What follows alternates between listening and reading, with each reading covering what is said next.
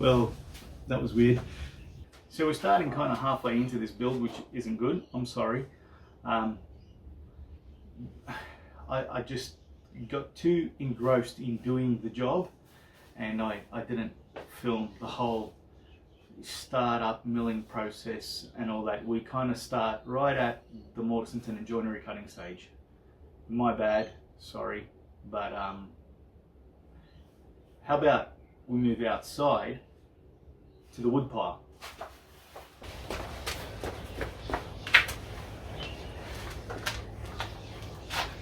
Welcome to my wood pile. This is a pile of 10 by 2 and 12 by 2 Oregon planks, and these were holding up a pile of hoarding around a construction site in the city for many years, and they were given to me. So as you can see, I've got a little offcut of a piece here and a funny shaped offcut of another piece there. This was where I got all my bits and pieces for that build out of. It all came out of 3 12 by 2s and half a 10 by 2. But I didn't capture any of that, sorry. Which brings us back in here to this build. It's a pair of shaker bedside cabinets for a family member, and yeah, we're just gonna get into the build and enjoy.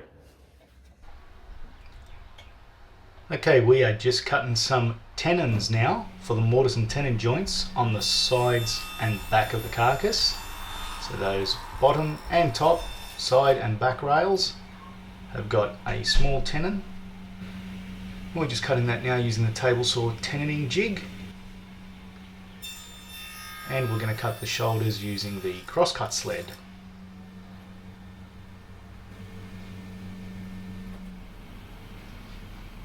And here we are with the almighty Kreg crosscut sled. We're just going to trim those shoulders off. Easy done. So this was a much easier process than actually dominoing all these tenons, because you would have to mortise every single one, then glue in a tenon on every single one. And in this method, you really only have to do one step of just creating the the tenon, and it actually happens really quickly with your setup all done like this.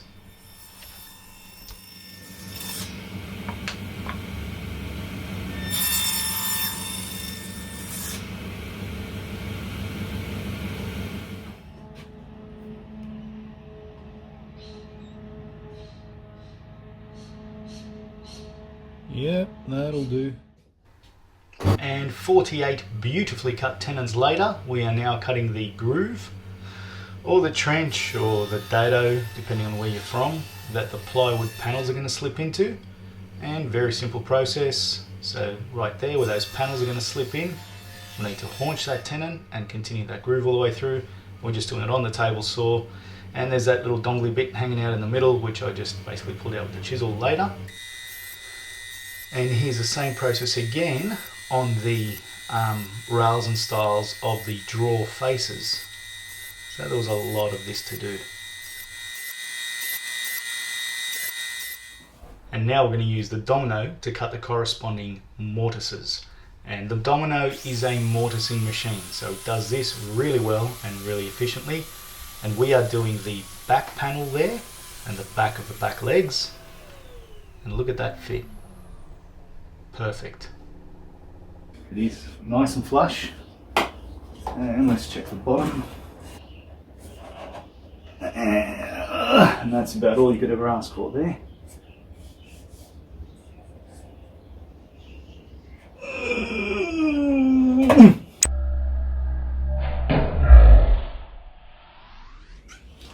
Excellent. Same thing now, but on the sides. And these mortises are centered, they're not offset to the back. And I'm just using the scale on the domino to reposition it.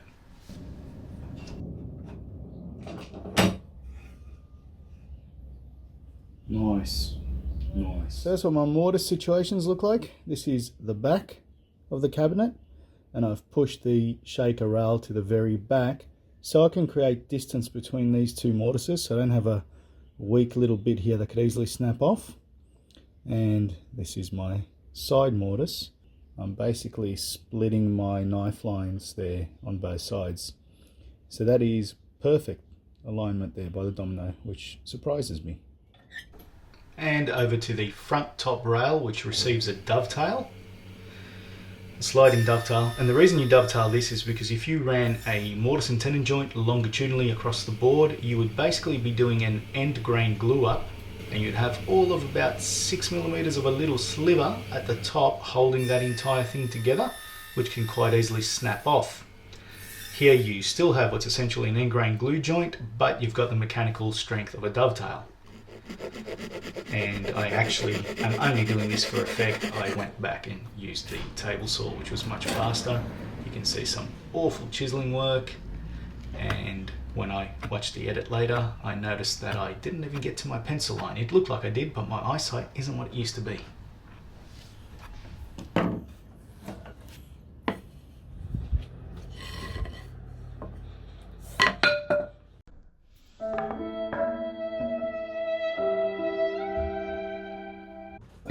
Well, that sucked. Let's try that again.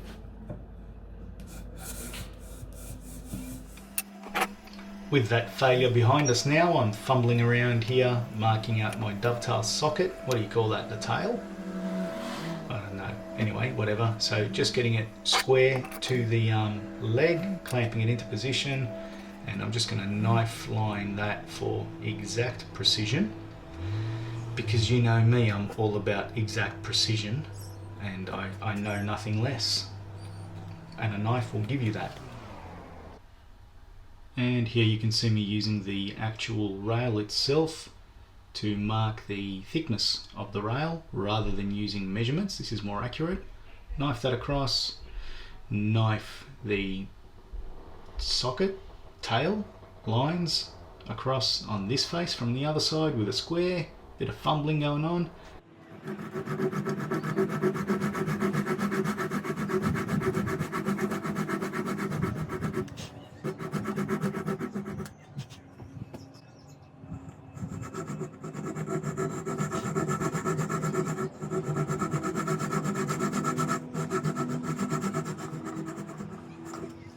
Move your stupid hairy arm out of the way. Thank you. And here we're just using the router. I'm taking very small cuts, and the reason I've gone router rather than the chisel here is because Oregon with its growth rings just won't cut neatly, and this will help me establish a very nice, neat, flat base, which is very important. And yes, it is a little bit precarious, and just prepare yourself for some of the most exquisite chiseling skills you have ever seen. Matt Cremona, move aside. Wow, look at me go.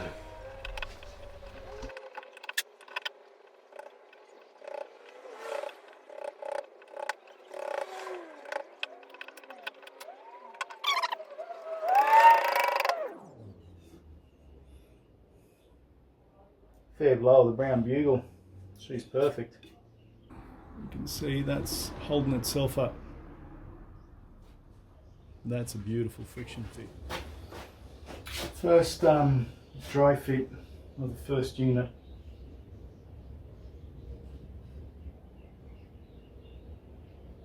Must say, there is something quite satisfying about cutting mortise and tenon joints. They're just so symmetrical and mechanical and simple. Thanks for sharing this moment with me. Rails and styles for the draw fronts, using the domino to cut the little mortises for the little tenons, and you use the workbench as a reference for the position.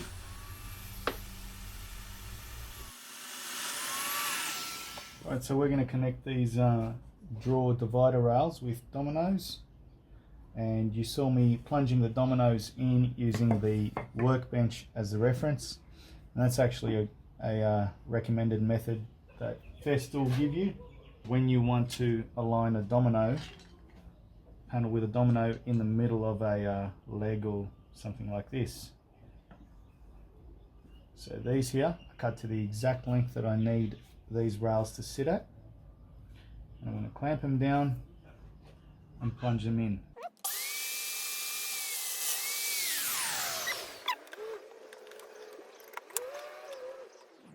Now that's the gap that I want, so that should fit perfectly in that space there.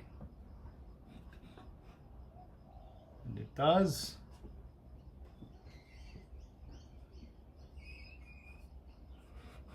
On both sides. Great.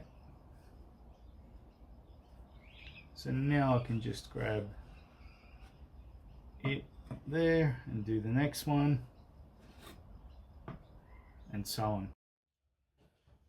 Okay, now we're going to cut these tapered feet, and we're going to use the world's most remarkably complex jig, which is a bit of MDF old kitchen door and a piece of wood glued here and a piece of wood glued here and another piece of wood glued there. This piece here sets the angle. This piece here acts as a featherboard to stop it moving away from the blade, and this bit here acts as a backstop to stop it shooting out that way. And when this is all said and done, I can throw this away because it was free. Here we go. I was going to make this my entry into the hashtag WoodJigs21, but I didn't want to insult the maker community with my mediocrity.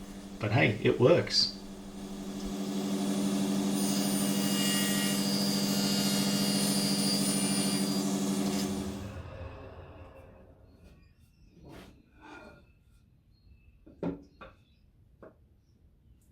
Now we have our two tapered legs.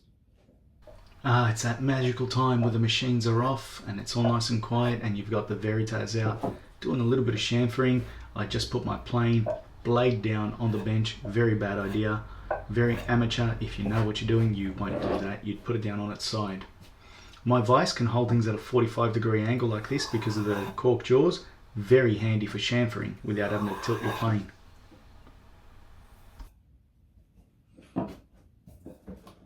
So normally I would just plane a little chamfer on that edge there, but you can see I've got the grain converging like this at one point where there was a knot right about here.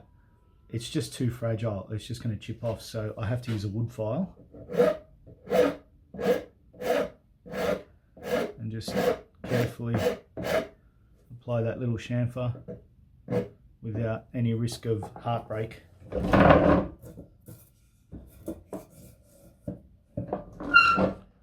Same deal here.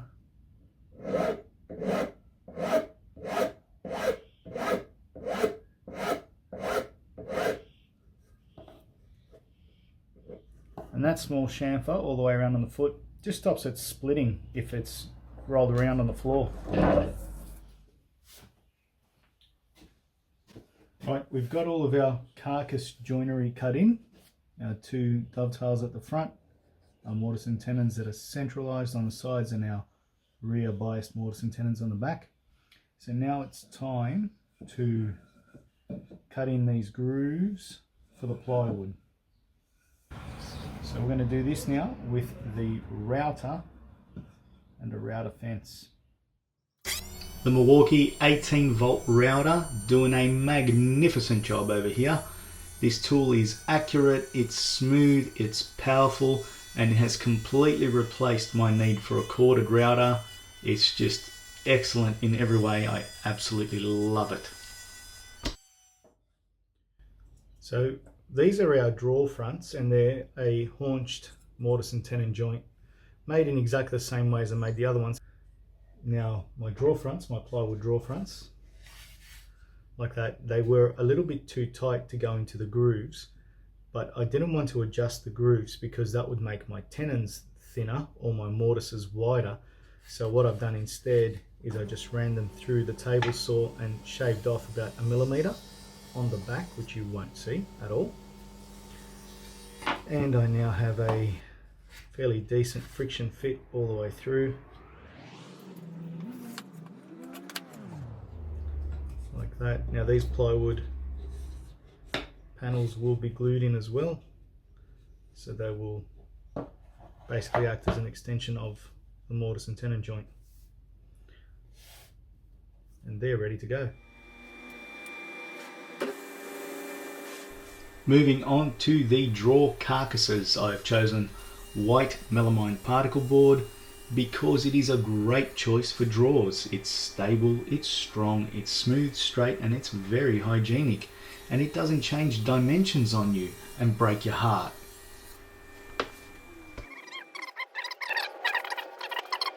I'm probably gonna fast forward over me saying any of this stuff, and all you'll hear is chipmunks.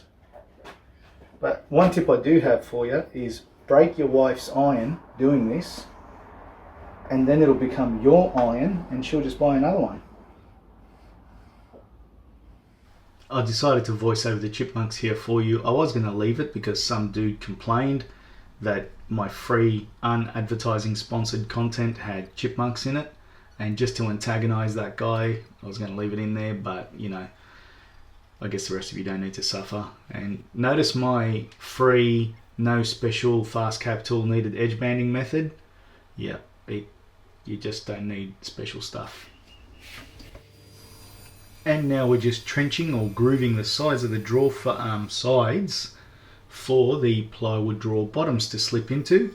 And very simply establishing my first cut on the table saw, and then I'm going to use the table saw fence again to do the second cut, and I'll use a piece of the plywood, which you can see me doing here, and slowly dial it in till that piece slips in easily. We actually want a fairly loose fit, because if it's loose now, I guarantee you it'll be tight when you're trying to glue it up later. So you don't want a tight fit now, you want an easy fit. And this goes pretty quick. Alright, this is not the traditional way to use the domino, what you're about to see here. Instead of plunging both faces separately, I'm plunging all the way through one face into the other, then completing it on the other side. This just makes sure it's absolutely perfectly flush, and I really like my joints to be flush. This might just be the first time in this whole movie that my head's fitted in the shot, but that gives us aura from that light, but that's alright. I find the domino tenons are just a little bit too tight. They've got these little locating nubs on the side. Nibs, nubs, I don't know, whatever, but see them? Those little wing things there, those pointy bits.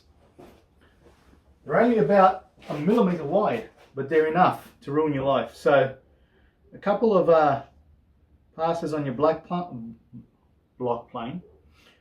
If you don't have one, a couple of licks with a cat's tongue and stone a crow, she'll fit a lot better.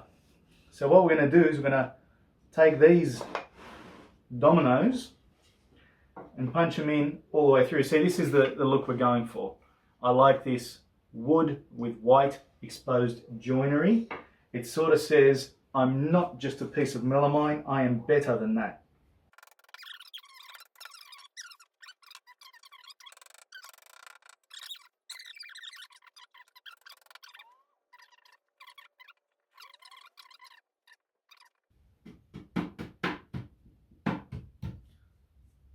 They are a nice tight fit. Oh, that's flush like a tiger. Alright, I'll do it the awkward way so that you guys can see it better. Have I? Listen, make your lives easier. Whenever you've got to fit something into a groove, give it a little chamfer. Let's get on with it. This is probably unnecessarily dragging the video out for ages, but it's entertaining.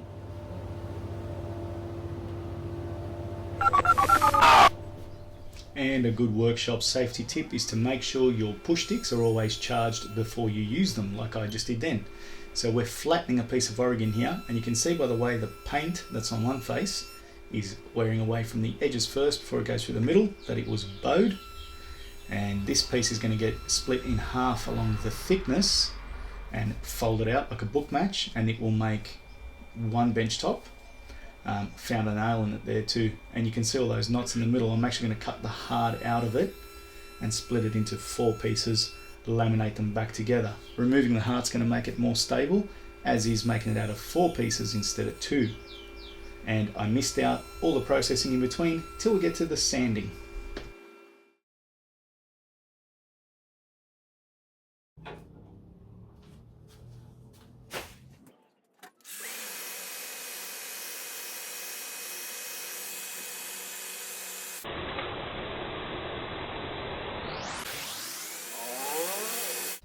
And now we're just going to run a chamfer along the edge, fairly heavy chamfer, using my Milwaukee cordless router again.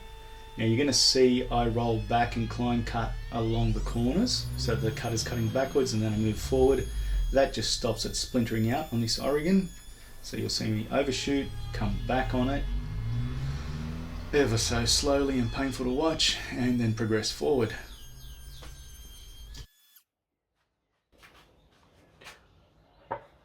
So this is a draw front fitted up. Now we've got this little chamfer detail that continues through the mortise and tenon joints that we've agreed on for these draw faces, and I'm just working on that now, and it's quite tricky to get it on across the ends of these pieces here without snapping them off. I can't plane it, and I also have a tenon in the way, so I haven't quite got it figured out yet, but what I'm doing sort of works, and there's only 6 more to do, so I'll just run with it. So just doing the old John Peters finger gauge mark out there. And let me tell you, John Peters is the king of the finger gauge. I had to go back over it with a square. And I found just using a very sharp chisel and carefully shearing across the grain at an angle, got this just right for me, see? And if you go back and try to fix it up like I'm doing here, you're going to have a bad day. Yep. No, not quite, no. Let's try again. Here we go. If we can get a single shaving off that's consistent, it's great, and you just leave it at that and move on. Oh, that's good. And just doing the long faces, and yes, I know that's not how you use a shoulder plane, but I'm doing it anyway, so yeah, deal with it. Now the last thing we've got to chamfer is these smaller pieces, and because they're so small, I'm just going to hold the plane like that. I'll do it facing you. How about that? Tell you what, I spoil you guys, I do. And I'm going to guesstimate 45 degrees, and 1, 2, 3, 4, 5 is about the ticket. Okay, she could do with another pass.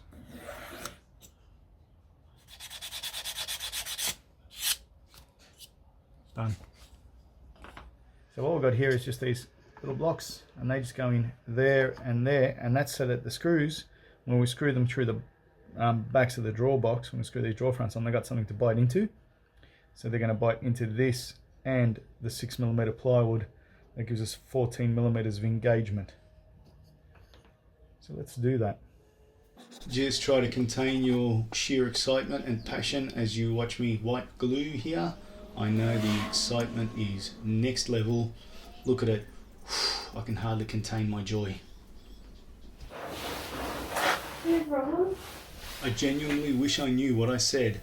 But here we are, spray paint time. Dulux Super Enamel, oil based. I think I did about 6 coats in the end to get it where I wanted it. Smooth, even, clean. And just enjoy the satisfaction of watching it go on.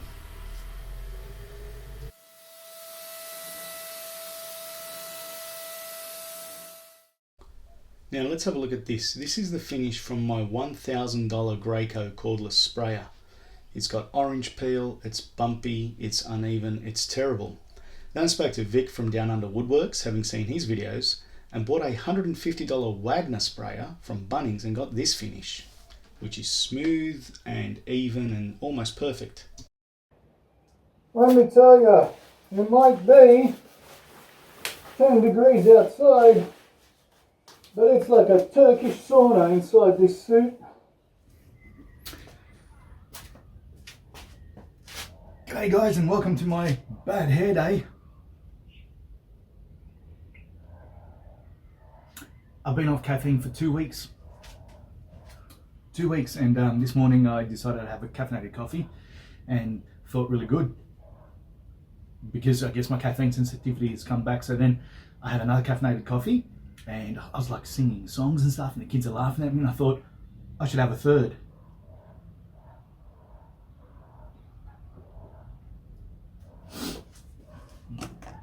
So here I am, buzzing. Okay, this is a 2.5mm Allen key,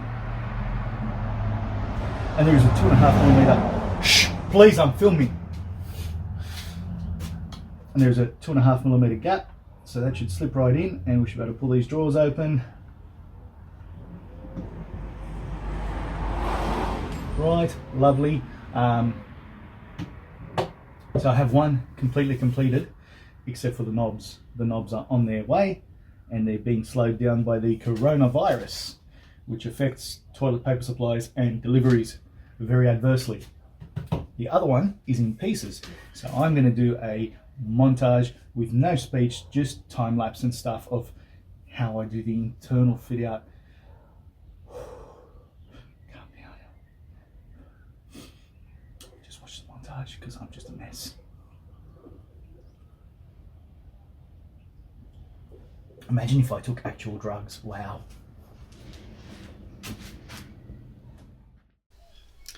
Okay, and that was genuine. Yeah, when you get off caffeine, you like buzz when you get back on it. It's great fun. So here I am, just marking the checkouts on the, I'm doing the John Peters finger gauge. Just your checkouts to slide the plywood panel in. And this is a mistake that I'll talk about later, what you're seeing me cut off this little piece here. Okay, there we go. I'm wearing the mask for some reason. And just marking out without using measurements because it's far more accurate, especially when your eyes don't work anymore. So these little notches I'm just going to take out very dangerously on the table saw just to annoy all those people. Check this out, guys, and the blade has to be that high if you want a close to vertical cut. I know it's not the best way of being safe, and I'm not going to tell you what happened here. I'm just going to edit the video right about now. See, nothing happened. And we'll push this in, listen to the friction fit sound.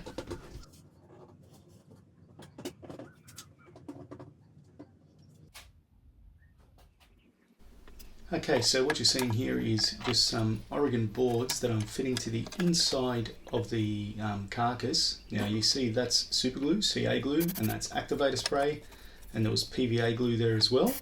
The PVA glue is going to give it the permanent bond. The CA glue is just holding it together while it's gluing. And these are just to screw the steel drawer runners into, so that we're not trying to screw into like 6mm plywood, which would be ridiculous. And I shake them side to side, and when the CA glue catches, they stop moving, and I know that I can move on. Now I'm using the Multimark, the Kreg Multimark, to set them all in exactly the same spot. And I just do the first screw up by hand so that I don't get it shifting. And then I use a Vicks bit, self-centering bit, to just put those pilot holes and screws in exactly the right spot.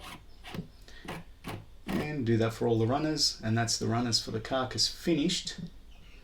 I think I usually do three or four screws on each one of them. 2's enough. That's all you get in an IKEA cabinet, but I like to do a few more. And we just test fit those runners and make sure they're sliding in and out all the way without any jamming or binding. Beautiful. And now it's time to fit the runners to the actual drawer boxes themselves. So I use a 6mm spacer at the bottom. I push the box in, pull it out, slide the runners out, make them flush with the front, self-centering bit, and drill and screw them in. One screw on each side of each runner at the front. Then I pull it out further and do one more in the middle. And then the last one, I disengage, remove the drawer box, and do the last screw at the back. So disengage it, which is a little bit fiddly sometimes, and remove the spacers. I put the last screw in and put the drawer back. Now you've got to really force it in first time, and then it's smooth after that. Now I'm just setting the spacing of the drawer front all the way around with shims, and you can see I've used masking tape on my shims. That's both to hold them together and to set just the right amount of friction. Now I'm going to leave these shims in there the whole time. I put one screw through the drawer face and the carcass through the handle hole, and that's going to hold it nice and tight. Then I go in and put, come on, get it in. Then I go in and put 4 screws in from the inside, and I'll do all of those before pulling the shims out so that the drawer has got no chance of moving. And that's what it looks like from the inside, and there's my maker stamp there. And then we can pull the shims out, once we've got at least 2 screws at diagonal opposites on the inside, and we'll put the rest of the screws in and close it up and make sure it fits, and remove that last screw where the handle's going to go. Done. Beautiful. So I've got these little Oregon offcuts here, and I'm just going to put a little blob of CA glue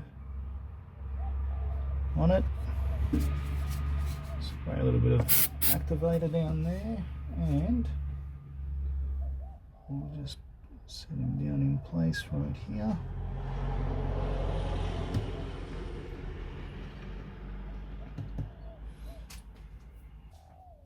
Then after the glue's set, which will be about 30 seconds, we're just going to fix it down permanently with a screw. And they act as a stop for the drawer, so that the drawer closes nice and flush across there without going back too far.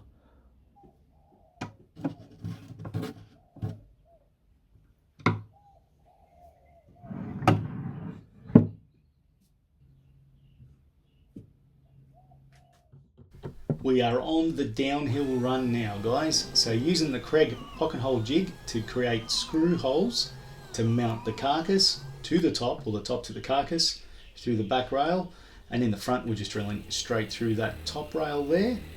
And I'm not allowing for expansion or movement here at all. It is a very stable timber, it is painted, and it's a very narrow board. I think we'll be okay. So I'm just aligning it. I've got marks that I've made that I'm just pushing it to. And then I'm just going to pop those screws in with my right angle driver on the front there, because it's a very awkward little spot to do. And this is a lot more awkward than it looks. And then the pocket screws in the back. And all that's left to do after this is put a couple of knobs on it. Well, more than a couple, I actually need 3. A trifecta of knobs.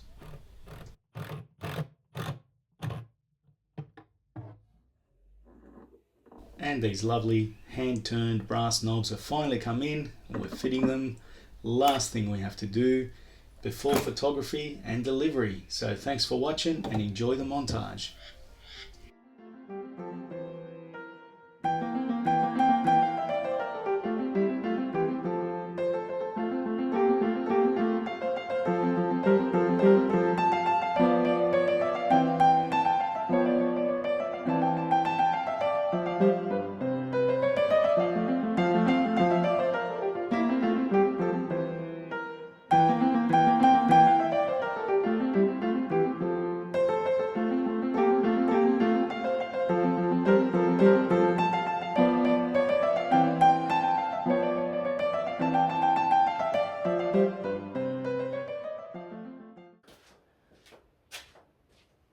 So I have one of my cabinets glued up. The carcass is glued up and ready to go, and this is the base panel. Now, the base panel needs to be notched around these legs in the 4 corners, and it's quite easy to do because the top is an exact copy of the bottom, so I can basically just sit it here and scribe it with a pencil and then cut it and fit it. But I'm noticing something. The width of these should actually just drop straight in here, but it's not. It's hanging over at the front by about 6 millimeters. And that got me thinking, was I meant to recess or rebate the base panel into the bottom front rail down there? So I went and looked at the drawing, and apparently yes, I was. Now this would have been a very simple matter of just running a small groove, a 6 by 6 millimeter groove along that bottom panel down there, and then this would just nest into it. But I've forgotten to do it, and it's all glued up now. And really, there's only one thing you can do when this sort of thing happens. Oh, not kidding! Fatality.